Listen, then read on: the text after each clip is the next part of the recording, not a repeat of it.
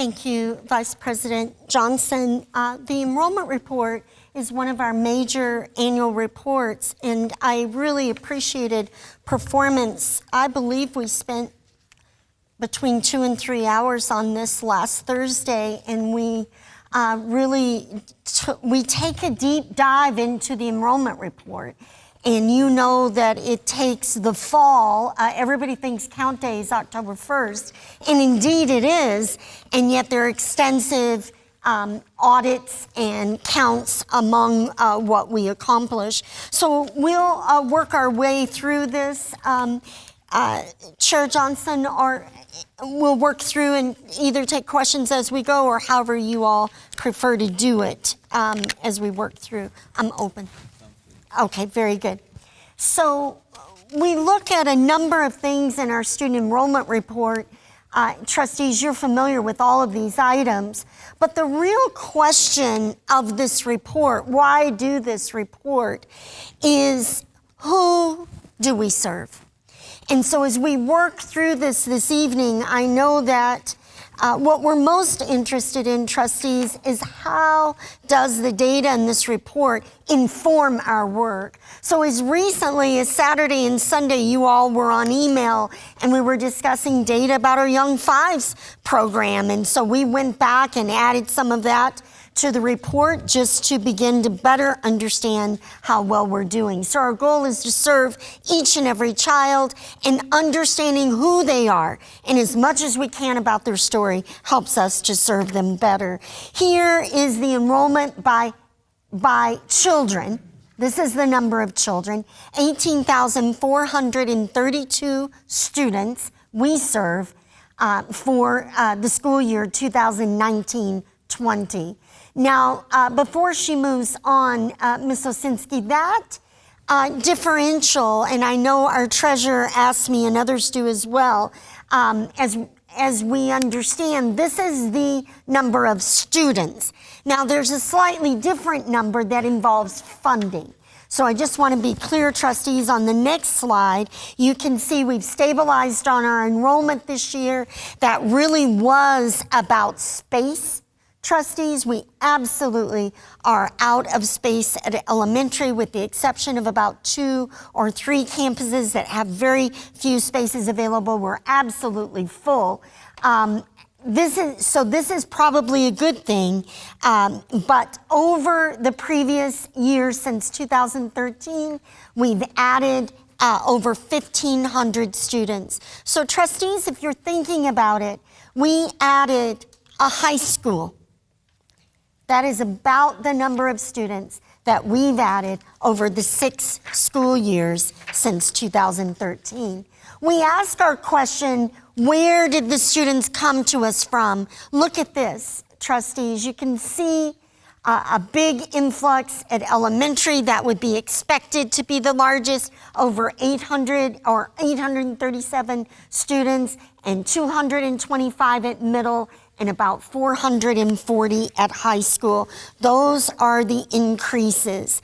Now, when we think about who we serve, here is the ethnicity composition of our district. About 49% Caucasian, as you can see, multi-ethnic being the second largest group, about 19%. And then you can see African American and Asian, about the same at 14%, and then much smaller representation of Hispanic and Latino students, 3%, and then Middle Eastern at 1%. And trustees, you recall that on the federal guidelines, that Middle Eastern category is not broken out. So if in the federal election, it falls in with the Caucasians. So you may see some federal data that shows us a little bit different. We have always, in our district, had the Middle Eastern designated because we believe that's important to show. On our next slide, we really look at how this falls out across elementary, middle, and high school, just looking to see patterns there. And you can see that it is fairly similar across the 3 levels, how we have our students and their ethnicity composition of our schools. As we look then at whom we serve, trustees, this is a visual representation.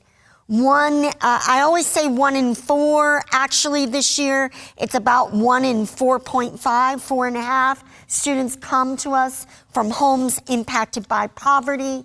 About 1 in 9 students have special needs, as is documented in an IEP. And about 9.4%, 1 in 11 students speak a language other than English as the first language that they speak at home. When we think about poverty impact, and trustees, I know that you're always watching this, as am I. It's almost 4,000 students who are coming to us from poverty, and that is about 22%. You can see, trustees, over the previous 3 years, this is a pretty similar number moving across the 3 years. And then here it is by grade level. Trustees, you know it is not unusual to see a lower percentage at high school. And a lot of times that child, once the child gets a part-time job, then maybe the paperwork doesn't get filled out. But I am glad to see it's 20%. To me, that says a fair number of our students the families are getting the paperwork filled out. Now, trustees, you also have your supplemental pages.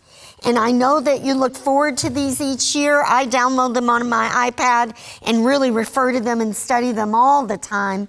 You will see that our schools range between 5% free and reduced lunch as a low and 55% as a high.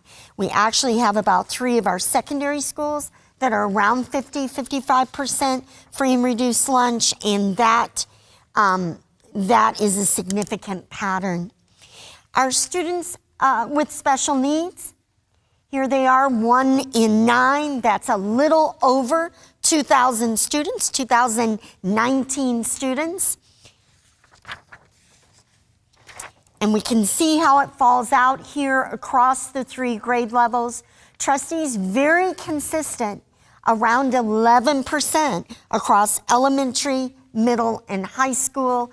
I am relieved that that elementary number is also 11%, because we want, if students have issues, to get them right in and make sure they're getting the supports early as possible. When we think about our English language learners, 1 in 11, 1,655 students speak a language other than English. We're finishing the research now, but it's somewhere around 100 languages that are spoken in the district. So that is a wide representation among our students in that group. Trustees, you see here a pattern, elementary to middle to high, that students do acquire the language, and there are fewer students by percentage receiving ELL services at the high school level. Our preschool enrollment is something that we've been watching. Trustees, you know, several years ago, we set out on a goal to make sure that we were getting preschool to every family who needs it. Ms. Linden has achieved additional preschool slots, getting awarded those slots. It's not easy to get those. We work through the ISD. And you can see here that every year we've increased 368 in 2016, and now we're at 481. So we gained 113 students over the previous 4 years. Trustees, just a reminder that this is a braiding of funds. So it's Great Start Readiness Program, it is tuition-based preschool, it is Head Start. We were over at Mitchell today in that program that we placed at Mitchell just 3 years ago, so that our students in that neighborhood are able to access programming. We're very excited to have this go to Bryant next year, so that we are serving students as close to their home as we possibly can with this service that they very much need. And in some of our schools, that is entirely Head Start. So the next component moves to Young Fives and Kinder. You can see here, trustees, that we've worked to increase our enrollment. This year, kindergarten fell off just a bit, and that was really more about space, and you'll see that reflected later on in the report. Our Young Fives continues to expand, and we are working, trustees, as you know, to get that number up till we're getting every single child that qualifies for Young Fives. And we do have a little work to do on that yet, although we're getting very, very close.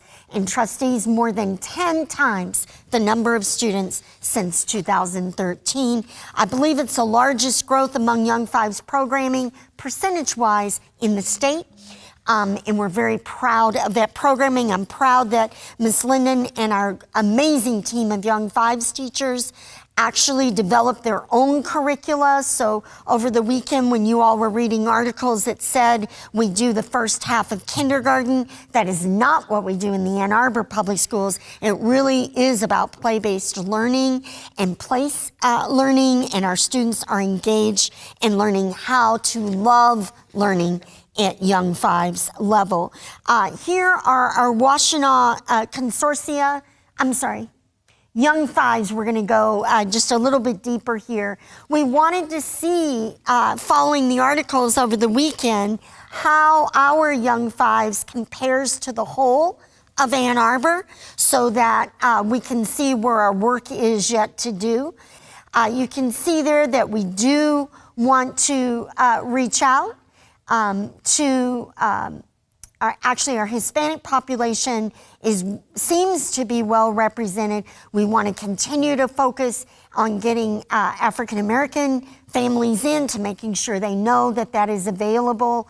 And you can see there that breakout. Next, then looking at how our poverty index compares from Young Fives to the total district. And you can see we have some work to do there as well. Trustees, we work, I have this question this weekend, we work through all of our local agencies. Preschool is a wonderful pipeline where we're able to get students into Young Fives. You will see, I saw Ms. Osinski, Ms. Linden finalizing the ad just recently, the Observer ad that gives all the dates. You know, after January 1st, the season opens quickly. And I just want to encourage parents, if you're unsure whether it's Young Fives or Kinder, our team offers the Saturday assessment. They will actually help your child, work personally with your child, and give you an indication of which is the best path and the most appropriate path for their development. Next, we're looking at the special needs representation in Young Fives, and you can see there we are getting a higher representation among our Young Fives students than we are overall, so that's a good sign that they're getting in early and getting that support. And here we are with English language learners. Trustees, I'm so proud of this, that our percentage in the Young Fives program of English language learners is higher than it is in our overall system. So that's a good sign.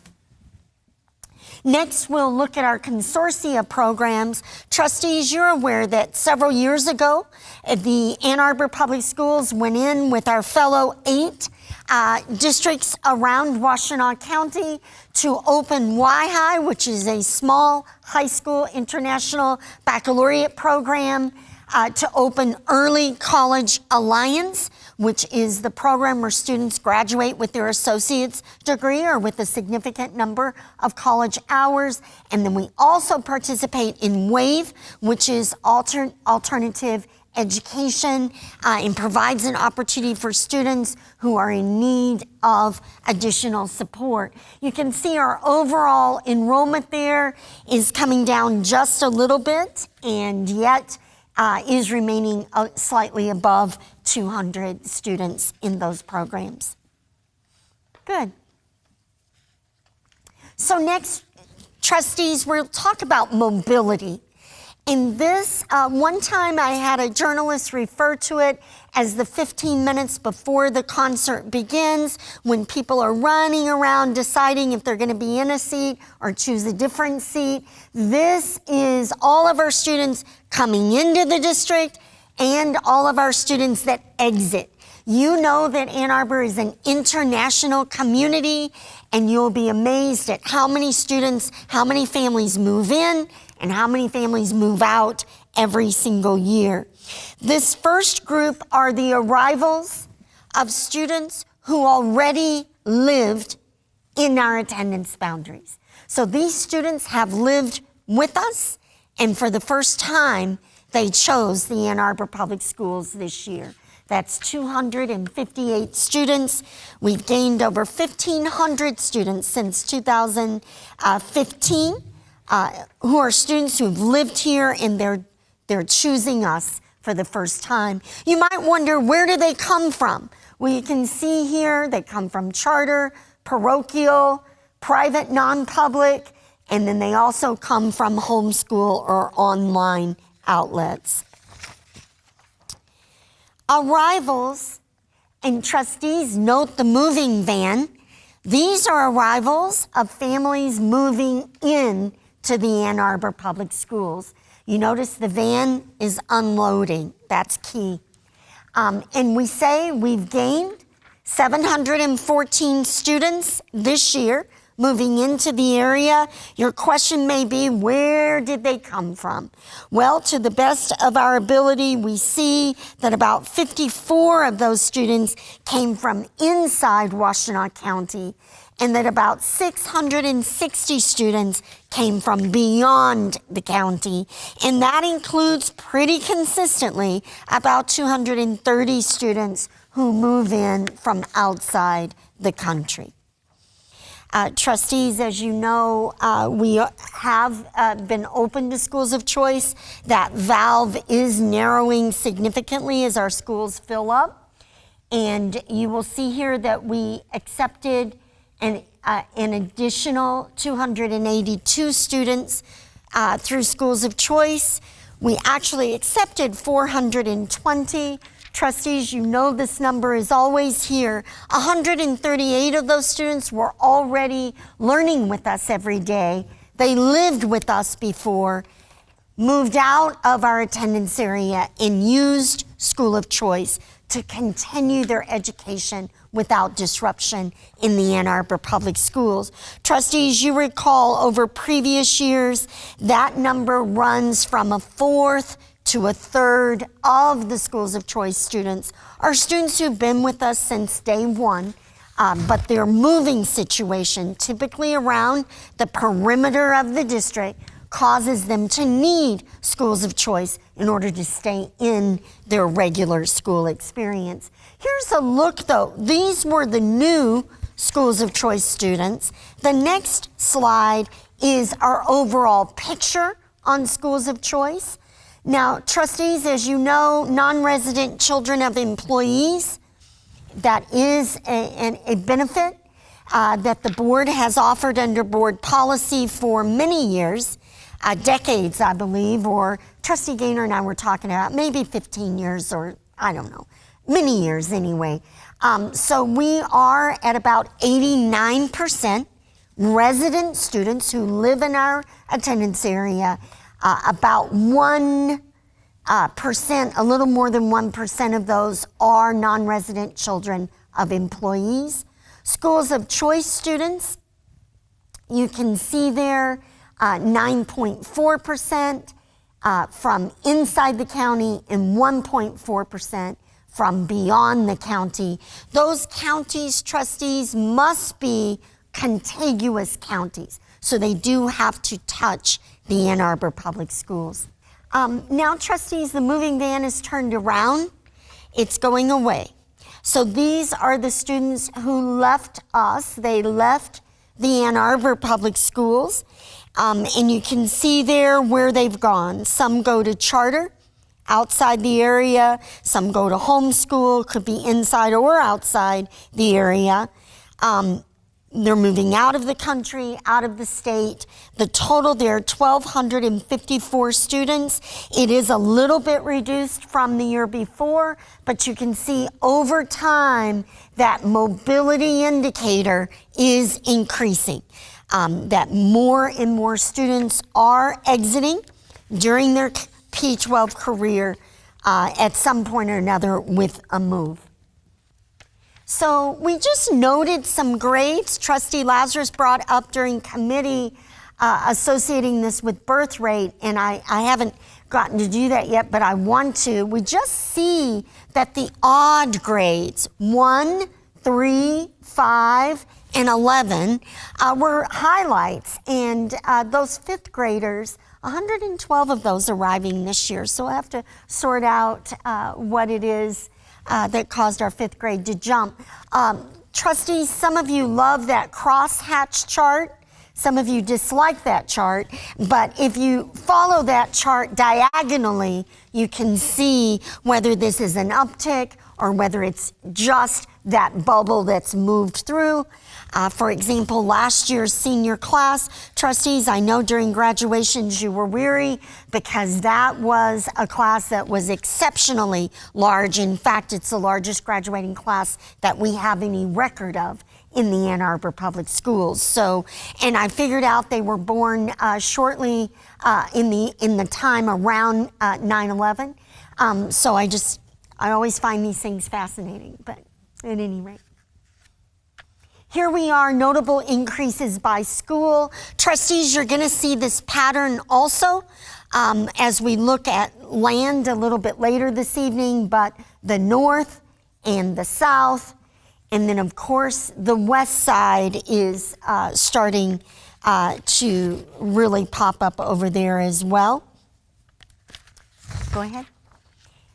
Trustees, we always ask ourselves about programs, and I know, trustees, that we're doing some more in-depth data analysis on International Baccalaureate. I have that work in progress, and I need to get back to it, but we have some things about ready to send you on some of the requests that you all have called. But generally, across our IB schools, enrollment is increasing. You can see there across elementary, middle, and high, Mitchell, Scarlett, and Huron. And then here we are with A2 STEAM at Northside. Trustees, they squeezed in 3 more this year, and they are at capacity. They're in need of additional space over there. And so we come to the conclusions of our enrollment report. Trustees, you're aware of them because we work with these challenges every day. It continues to be a challenge, the high level of mobility in and out. That is the nature of Ann Arbor. Our mobility rate is much higher than surrounding districts, except I believe IPSI's may be higher. I'll have to check that. We need to continue to evaluate, trustees, as you know, our short, mid, and long-term space. And we're so grateful for getting the 2019 bond because we need space in order to accommodate the students that are coming. We're ready to do capacity planning, and I know that the trustees are ready to take this on. It is a complicated endeavor. We want to continue to monitor and specialize our programming. And trustees, you've heard from me the work going on at high schools to ensure that our enrollment continues to balance itself out across our high school programming over time. And then doing our immediate planning as we look to 2021. Ms. Linden and the elementary team launch into kinder roundups just almost immediately after winter break. Trustees, this is where we'll get the real-time data of what that birth rate translates to in terms of the young fives and kinders that are coming to us. Trustees, just a reminder that in January, on that third week board meeting on the 22nd, you will have the update to your housing development growth study, and you'll be able to see what all has been added. And based on your requests, we did add all of the 9 townships that we work with. So you will have Ann Arbor City and you will have all of townships. And I would just advise you trustees, buckle your seatbelt. Because every corner we turn in Ann Arbor, there's a new housing development sign in front of you, and we know that real estate is moving in the area, as well as affordable housing. We're very delighted to see more of that coming into Ann Arbor, and it does mean more students. We know this. We'll move, if it's okay, to the class size. This is really quite succinct. Class size is a report that we keep our eye on every year. Trustees, you will recall back after massive cuts in the district, the last of those massive cuts was in the summer of 2013. The board asked us to keep a monitor on class size. And at that time, trustees, you may recall the guidance was protect preschool through 5th grade class sizes first. And so trustees, you're going to see the outcome of that commitment of the board in this report. And the summary is fairly straightforward. And I appreciate committee and Trustee Gaynor and Lazarus helping us to get this to where it doesn't have necessarily the charged language with it, but it's really just the facts. You can see young fives is 18 students on average. In kindergarten, we're averaging 21 students with 92% of our class sizes under 23. I want to give a shout out to Ms. Linden and our executive directors who really guard that to make sure. We look at lower L, 1st and 2nd grade, and you can see there 96% of classes that are at 26 or below in 1st and 2nd grade. I apologize, I do need to point out at that 23 number on kindergarten, there is a class paraeducator. So there is some advantage to those classes that are at 24, 25, and 26 because they do have 2 adults in the classroom, at least 2 adults rather than 1. We'll look at upper L, 3rd, 4th, and 5th grade classes. They are averaging 24 in the district. And then trustees, you may recall that during the downturn, we had combined lots of grade levels, classrooms, not lots of grade levels, but lots of combined classrooms across the district. This year we have 5 of those, and I will share that our teachers, those are teachers who are adept at that, and Ms. Linden has engaged with them. They are teachers who choose to do that. So we do have combined classrooms. And then we look at middle school. 99% of our core classrooms are at 33 and below. I will point out that those above 33 trustees, and that is 3 classrooms in the district, those are all advanced classrooms. We do not have that size with intervention or at-risk classrooms.